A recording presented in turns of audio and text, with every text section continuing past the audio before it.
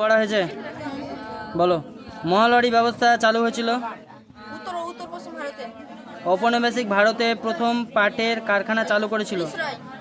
চালু হয়েছিল কোথায়? রিসরাই। দেশের সম্পদ দেশের বাইরে চলে যাওয়াকে কি বলে? সম্পদের বহির্গমন। নেক্সট।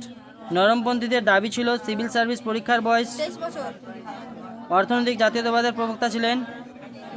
দাদাভাই নৌরোজি। রায়তোয়ারি বন্দোবস্ত কারা প্রবর্তন করেন? কৃষকরা। সত্যার্থ প্রকাশ গ্রন্থটি কার রচনা? স্বামী দয়ানন্দ সরস্বতী। নাট্যাভিনয় নিয়ন্ত্রণ আইন কে চালু করেন? কে চালু করেন? Lord Northbrook. সতীদাহ প্রথা কে নিষিদ্ধ করেন? Lord Bentinck. কয়েকজন নরমপন্থী কংগ্রেস নেতা নাম বলো। উমেশচন্দ্র বন্দ্যোপাধ্যায় আর সুরেন্দ্রনাথ বন্দ্যোপাধ্যায়।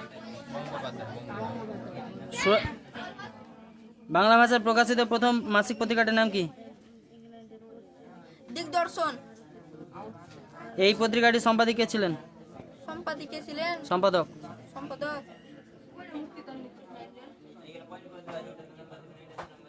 এই যে আটকে যাচ্ছে না, এইগুলো তো তোমাকে ফলটা দূর করতে হবে। এই জায়গাগুলো তোমাকে একটু মুখস্থ করে লিখে নিতে হবে। লিখলে তোমার পড়াটা 50% হয়ে যায় কিন্তু। ঠিক আছে?